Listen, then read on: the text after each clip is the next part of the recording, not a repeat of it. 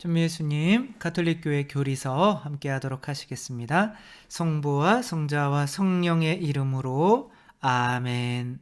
네, 지금 저희가 하고 있는 가톨릭교회 교리서의 부분은 네 파트 중에 첫 번째로 신앙고백 파트죠. 우리가 사도신경이나 니케아 콘스탄티노폴리스 신경을 고백하는데, 그것을 크게 네 가지로 나눈다면 성부에 대한 고백, 성자에 대한 고백, 성령에 대한 고백, 그리고 교회에 대한 신앙 고백을 하는 거죠. 요거에서 이제 지금까지 한 게 이제 성부께 대한 신앙 고백이 끝난 거예요. 이제는 성자께 대한 신앙 고백을 하면 되는 거죠. 네, 지금 등 뒤에 제가 있는 곳에서 이렇게 죽산 성지를 내려다 보면 지금 이렇게 조금 물들어가고 있죠. 너무 이뻐지고 있는 것 같아서 그냥 한번 찍어보고 배경으로 이렇게 했습니다. 우리 이제 예수님께 대한 신앙 고백은 예수님께서 예수님을 전하는 걸 뭐라고 그래요? 뭘 전한다고 그래요? 복음을 전한다고 그러죠. 그렇죠? 그러니까 복음은 무슨 뜻이에요? 기쁜 소식인 거죠. 그러니까 예수님이 어떻게 보면 기쁜 소식인 거죠. 복음인 거죠. 근데 예수님이 정말 기쁜가요? 복음인가요? 아니면 십자가에 달린 예수님을 보면서 조금 겁이 나기도 하고 좀 예수님과 함께 있으면 좀 부담스러울 것 같기도 하고 그렇지 않나요? 하느님 나라 가면 예수님께서 좋은 거 다 차려 놓으시고, 하느님께서 먹을 거, 잘 때 뭐 사람들 다 만나고 즐겁게 이렇게 차려 놓으시고, 성부, 성자, 성령은 좀 딴 데 가셔서 당신들끼리 계시는 게 좀 편할까요? 아니면 항상 옆에 계시면서 눈 부릅뜨고 우리가 뭐 하나 이렇게 쳐다보는 게 마음이 더 편할까요?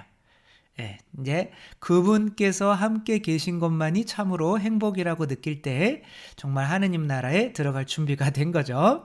이제 하느님이 기쁨이고 행복이 되어야 되는데, 그분들이 주시는 것이 기쁨이고 행복이면 아직은 하늘나라에 들어갈 수 있는 덕을 닦은 게 아닌 거고, 하느님을 사랑하는 것이 아니라 하느님께서 주시는 돈이나 명예나 쾌락 뭐 이런 걸 좋아하는 거기 때문에 그런 걸 이제 우상숭배가 되는 거죠. 예수님께서는 하느님이신데 세상에 다시 오셨기 때문에 우리에게 기쁜 소식인 거죠. 그러니까 우리가 에덴 동산에서 쫓겨난 게 하늘나라 들어갈 수 있는 자격을 빼앗긴 거죠. 그렇죠? 그걸 원죄라고 하는데, 그 원죄를 누구를 통해서만 극복이 될 수 있어요? 예수님, 물론 뭐 성령님도 함께지만 성령님에 대해서는 뒤에 나오니까, 그러니까 예수님께서 우리가 쫓겨난 에덴 동산의 행복을 다시 되찾게 해주시는 분이시기 때문에 우리에게 복음이라고 하는 거죠. 근데 우리가 하늘나라에서 쫓겨난 고통이 잘 뭔지 몰라요. 그러니까 예수님이 오셔도 그분이 나의 행복에 뭐 어떠한 관련이 있는지 내가 가슴으로 느껴지지가 않는 거죠.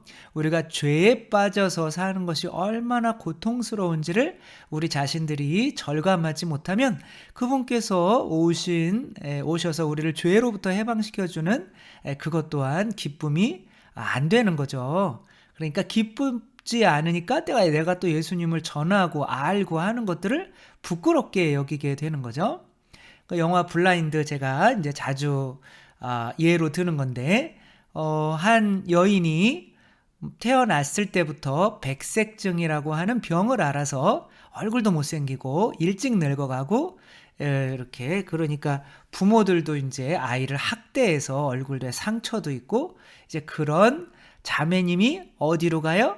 부잣집 아들에게 책을 읽어주는 것으로 이렇게 가죠. 근데 부잣집 아들은 젊은 사람이고 잘생겼고, 근데 이제 눈이 멀어서 이제 막 애가 성격이 안 좋아졌죠. 근데 이제 다른 사람들은 책을 읽어주면서 이 남자의 폭력과 이제 이런 것에 당하지 못하고 다 도망가는데, 이 여인만이 이 아이를 제압을 하죠. 그쵸? 머리로 꽉 누르고 그냥 무릎으로 누르고 그러면서 제압을 하니까, 이 어머니도 처음에 저 여자가 왜 내 아들을 저렇게 하나 그랬는데, 그 아이의 더러운 성격을 통제할 수 있는 유일한 여자이기 때문에 자기 아들한테 눈이 안 보이니까 저 여자 너무 이쁘다. 너 성격이 저래서 그렇지. 진짜 너무 이쁘고 너무 젊고 막 그래. 그러니까 목소리만 들으니까 너무 이뻐 보이는 거예요. 그러니까 상상으로는 이제 너무 이뻐 보이니까 그 자매님을 사랑하게 된 거죠. 근데 이제 어떠한 일이 벌어지냐면 눈에 이 백내장을 수술하는 기술이 개발돼서 이제 남자가 막 이렇게 백내장이 빨리 없어져서 이 여자를 보고 싶은데 이 여자는 사람들 앞에서도 막 얼굴에 상처도 있고 흉터도 있고 막 그래서 사람들 앞에서도 얼굴을 가려야만 하는 그런 여자이기 때문에 이 남자가 이 여자도 이제 남자를 좋아하기는 하지만 뭐 자기가 가난하고 학대받고 못생기고 늙고 한 자기를 이 남자가 좋아해 줄 리가 없잖아요. 그래서 이제 도망을 치죠. 근데 이 남자는 수술하고 아무리 찾아도 없는 거예요. 그러다가 도서관에서 이 여자를 이제 발견하고 이 여자의 목소리를 들으니까 딱 그 여자인 거예요. 그러니까 당신 맞지? 나랑 같이 빨리 삽시다 같이. 그랬더니 얼굴 똑바로 보라고. 당신이 며칠이나 나 견뎌낼 수 있을 것 같아. 그때는 안 보였으니까 좋아한 거지. 눈이 지금은 보이니까 너는 분명히 며칠 뒤에 다른 이쁜 여자 좋아할 거야.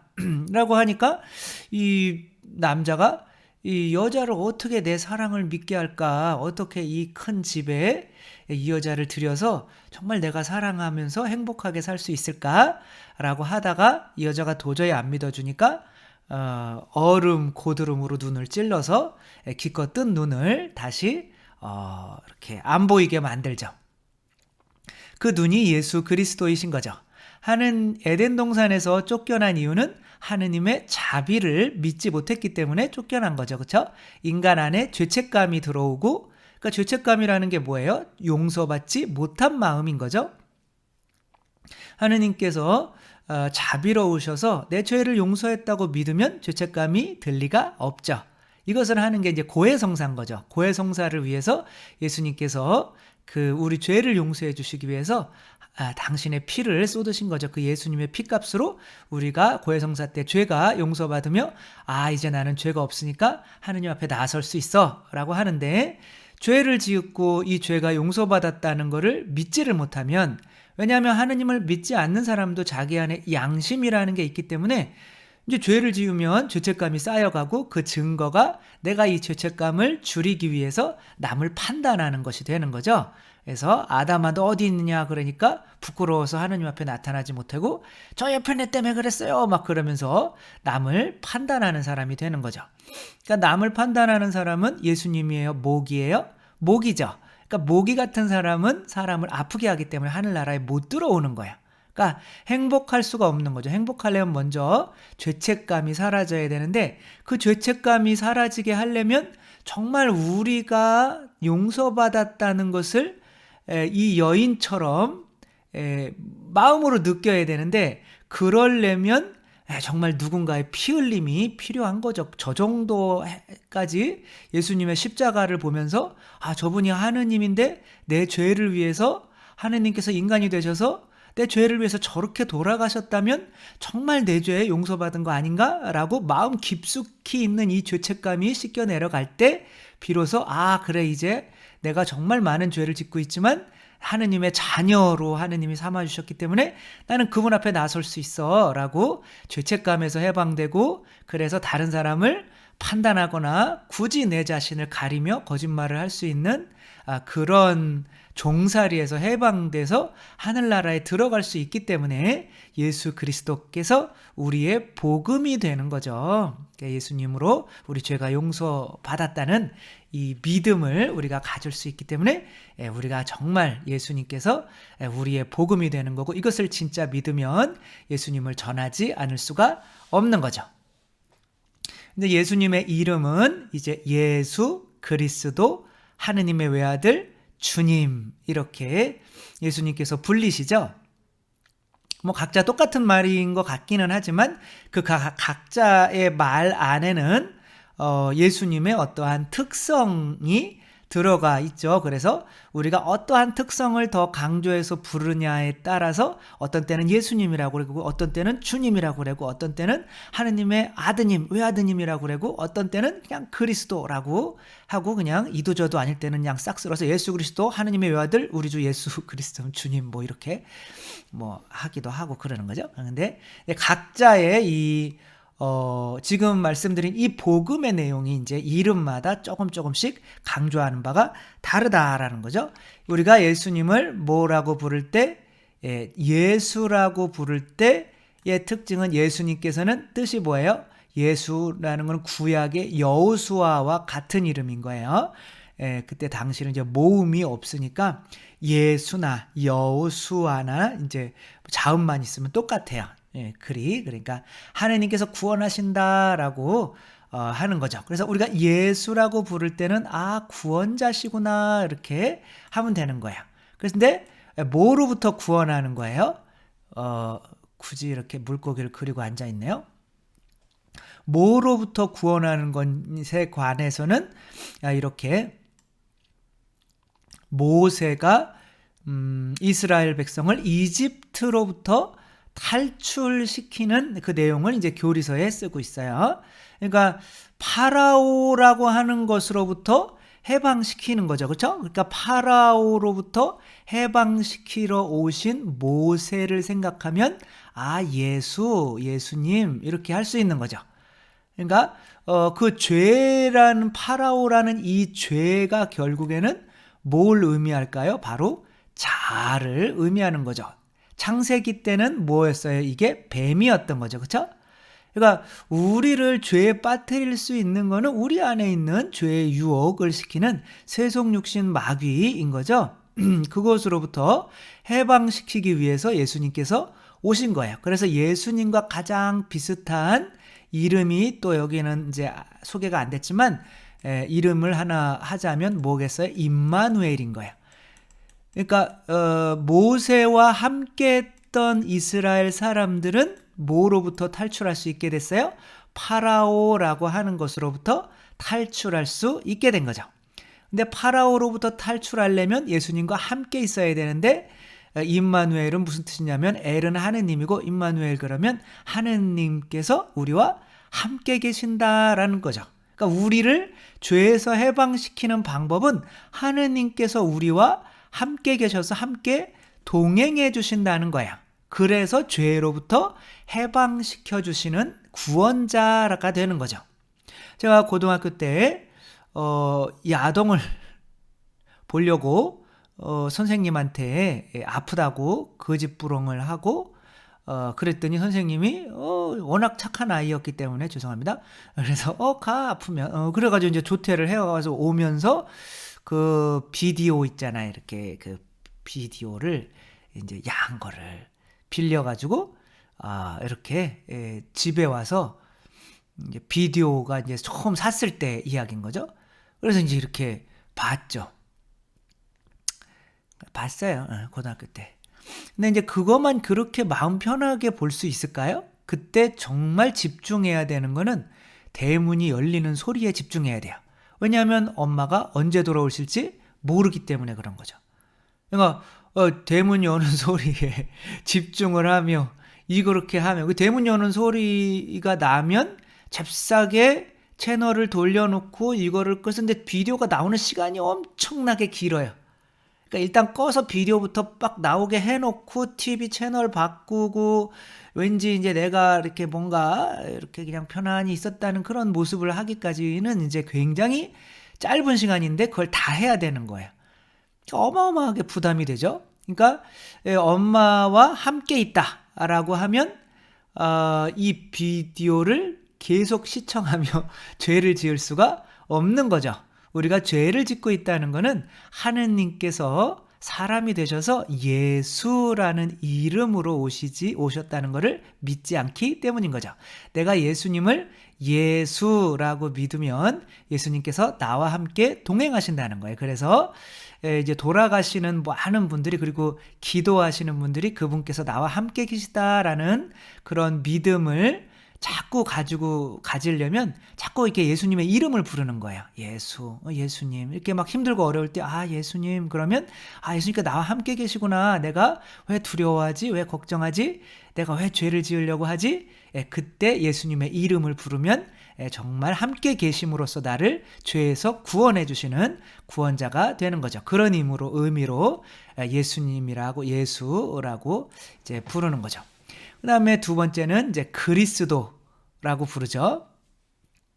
그리스도는 무슨 뜻이냐면 기름 부음 받은 자인 거죠. 근데 기름이 뭐예요? 성령이죠. 그렇죠?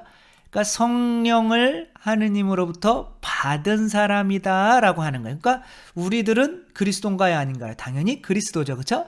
우리들도 하느님으로부터 성령을 받았죠. 그러니까 근데 이제 처음으로 받으신 분은 이제 예수님인 거죠. 근데 성령을 받으면 어떻게 돼요?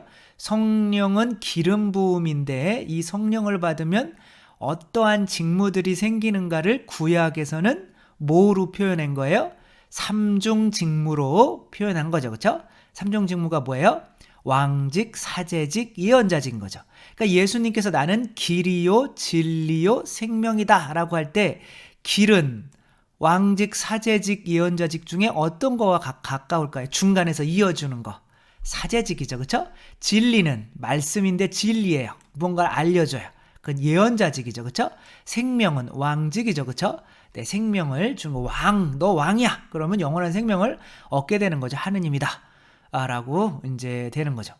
그래서 모세가 이제 그리스도라고 할 때는, 예수라고 할 때는 구약의 파라오라고 하는 이 죄로부터 탈출시켜주는 모세를 생각하면 더 좋다면, 그리스도라고 할 때는 뭘 생각하면 좋냐면 모세가 들고 간 지팡이, 그냥 모세만 들어가가지고는 파라오를 이길 수가 없죠. 하느님께서 주신 지팡이가 있어야 되는 거죠. 그 지팡이로 이제 뭐 기적을 10개를 하면서 이제 누른 거죠. 우리 안에 내 자아, 내 세속 욕심, 마귀, 이 욕구를 누를 수 있는 거는 그 예수님이 우리에게 흘려주시는 그 피로 그런 거죠. 그러니까 아까 블라인드라는 영화에서 그 남자 주인공이 자기의 눈물을 이렇게 눈물이 아니라 이 눈이 터져가지고 나오는 검은 물인 거죠. 어떻게 보면 저런 걸 보면서 정말 이게 내 자아가 강해서 이 사람의 사랑을 믿지 못하고 있었는데 그 피를 흘리면서 그렇게 어떤 누군가가 날 위해서 흘려주는 그 피가 성령인 거죠. 그 피를 통해서 내 안에 있는 자아가 죽고 내가 왜 저 사람을 못 믿어서 저 사람의 눈까지 저렇게 빠지게 했을까?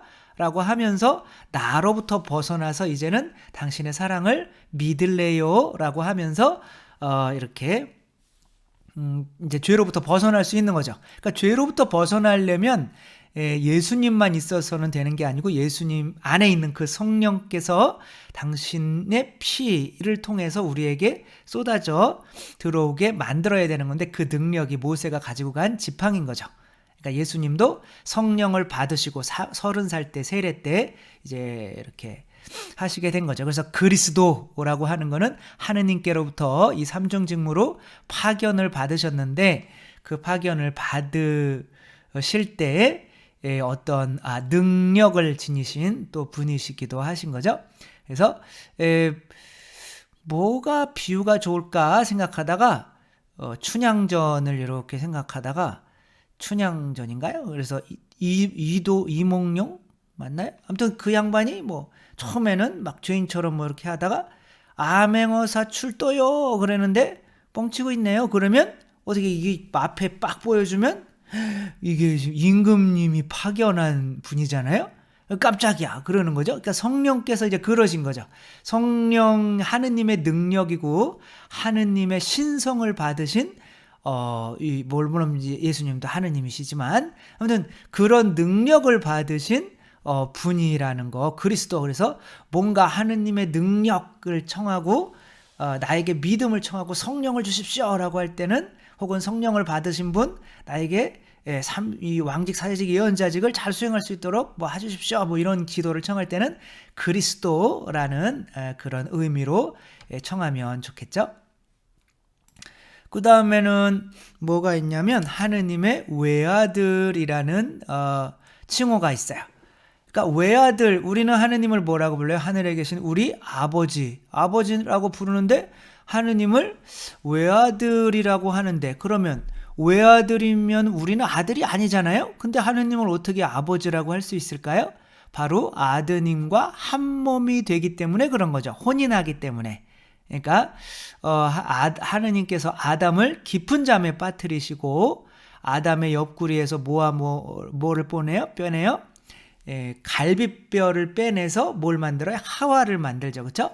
그러니까 아담이 하느님을 아버지라고 부를 수 있었는데 그 아담과 한 몸이 되는 하와도 분명히 하느님으로부터 나오지는 않았지만 아담을 통해서 창조됐지만 아담과 한 몸이 되니까 하느님을 아버지라고 부를 수 있는 거죠. 마찬가지로 하느님께서 두 번째 아담인 그리스도를 십자가에 깊이 잠들게 하신 다음에 그 옆구리에서 갈비뼈 대신 피와 물, 그게 뭐예요? 성사, 세례 견진 성체. 이 성사를 뽑아서 뭘 만든 거예요? 교회인 우리들을 만든 거죠. 그래서 우리들은 그리스도의 하와들이고 그리스도와 한 몸이 됨으로써 하느님을 아빠, 아버지라고 부를 수 있게 되는 거죠. 옆구리에서 나온 게 그냥 성령이라고 생각하셔도 돼요. 그러니까 하느님을 진짜 아버지라고 믿게 됨으로써 아드님이 되는 거죠. 그러니까 내가 늑대에게 자라나서 나는 늑대다. 내 아버지가 늑대니까. 그러면 나는 본성이 뭐예요? 늑대인 거예요. 겉모양은 인간이라도 늑대처럼 행동하고, 그럼 늑대 무리에서 살아야지 겉모양으로만 나눠지는 게 아니죠.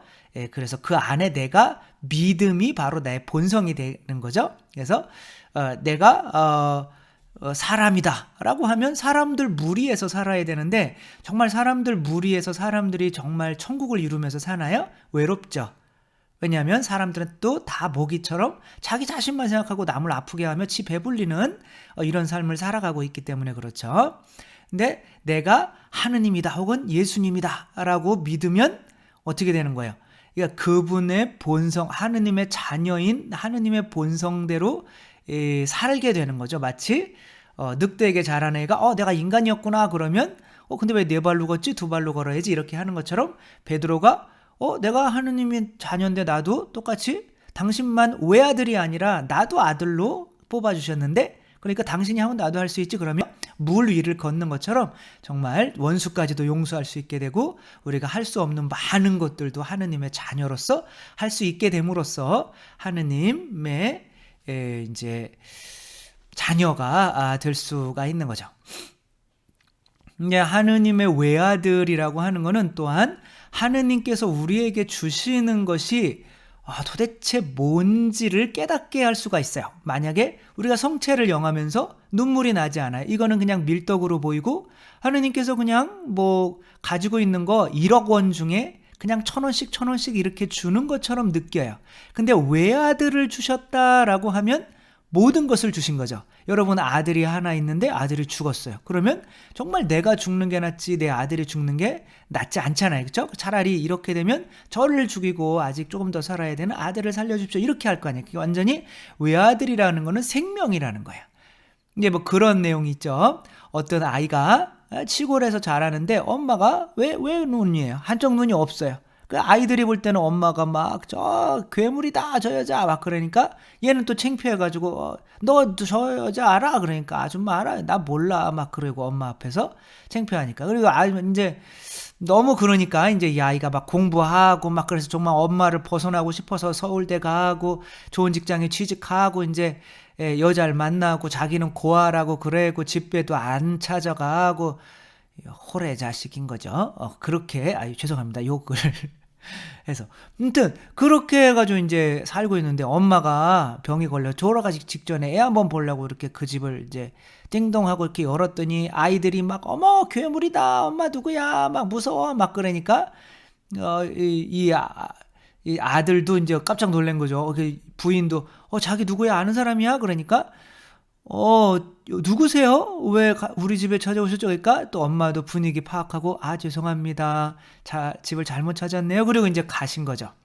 그러니까 이제 아들이 이제 며칠 동안 너무 죄송해서 이제 엄마를 한번 찾아갔더니 엄마는 이제 쓰러져 계시고 손에 이제 편지가 있는 거죠. 아들아, 나는 너를 다 이해하고 사랑한다. 마지막으로 한번 보고 죽으려고 했는데 못 보고 죽어서 미안하고, 그래도 엄마는 너를 많이 사랑한다. 엄마가 네가 어렸을 때 한쪽 눈을 사고로 다쳐서 엄마의 눈을 넣어주면서 나는 너에게 뭔가 줄 수 있어서 얼마나 행복했는지 모른다.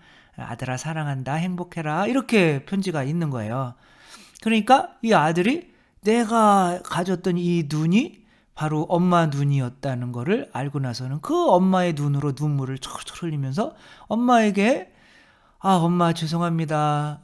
처음이자 마지막으로 사랑합니다. 이렇게 죄송합니다. 사랑합니다를 계속하는 거죠.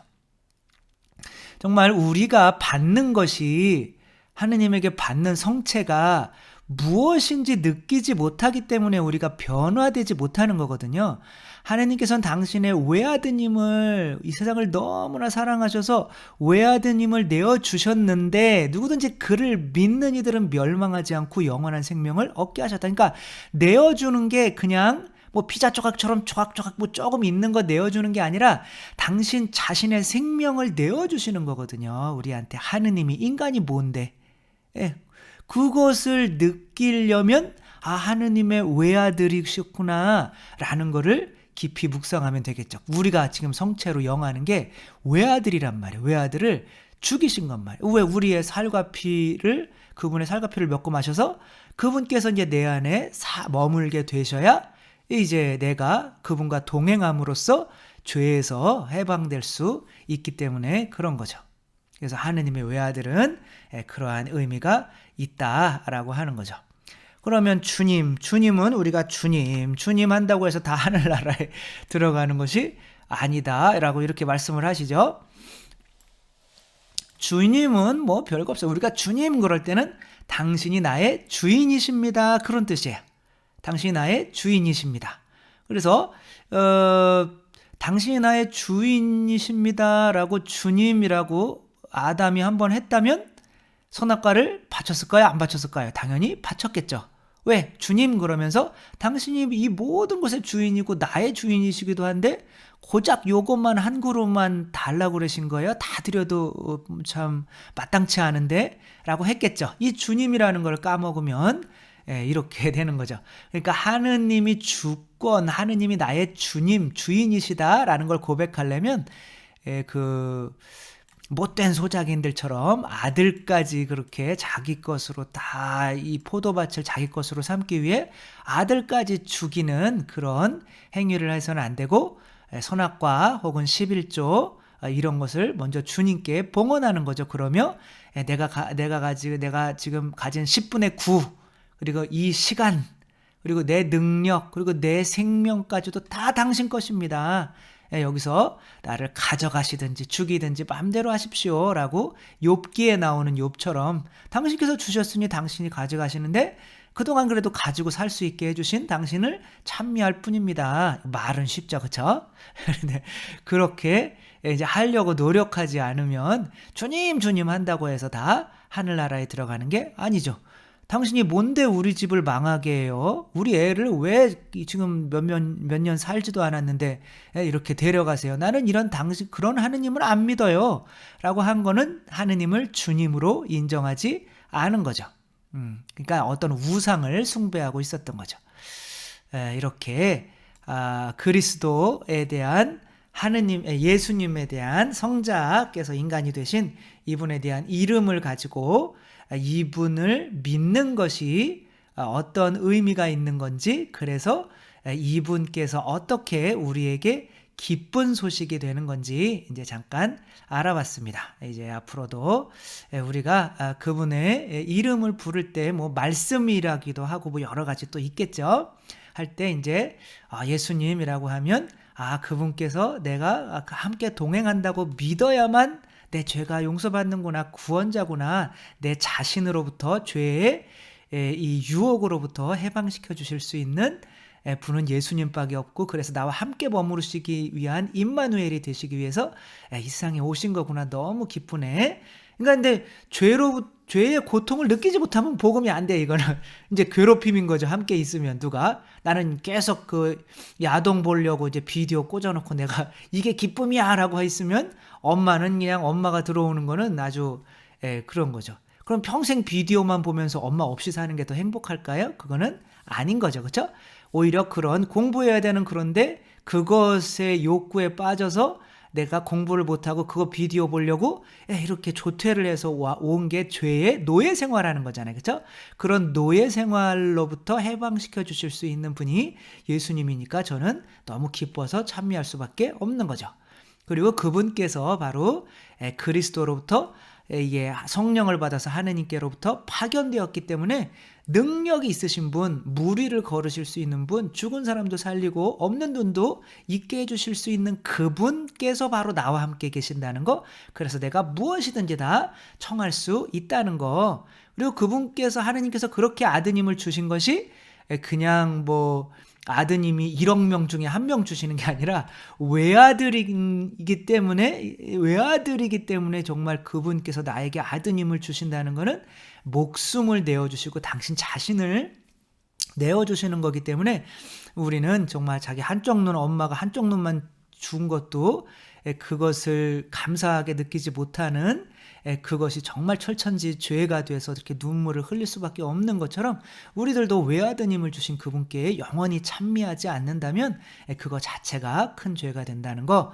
그리고 이를 위해서 우리를 지배하시는 우리의 주인, 그분의 뜻만을 따라야겠다라고 하는데 먼저 그분을 내 주인으로 인정하기 위해서는 주님께 바로 우리의 10분의 1을 바쳐야 된다는 거, 내 능력, 내 시간, 내 재산 이런 것들을 바치며 나머지 90%도 다 당신 것입니다 라고 고백할 수 있어야 진정한 예수 그리스도께서 우리의 기쁜 소식 참 복음이 되신다는 거 여기까지 하고 또 다음부터는 예수님이 태어나시는 것부터 이제 사신 시간별로 이렇게 어떤 의미가 있는지 살펴보도록 하겠습니다. 주님께서 여러분과 함께 전능하신 천주 성부와 성자와 성령께서는 여기 모인 모든 이에게 축복을 내리시어 길이 머물게 하소서. 주님과 함께 가서 복음을 전합시다. 하느님 감사합니다. 성부와 성자와 성령의 이름으로 아멘. 감사합니다. 사랑합니다.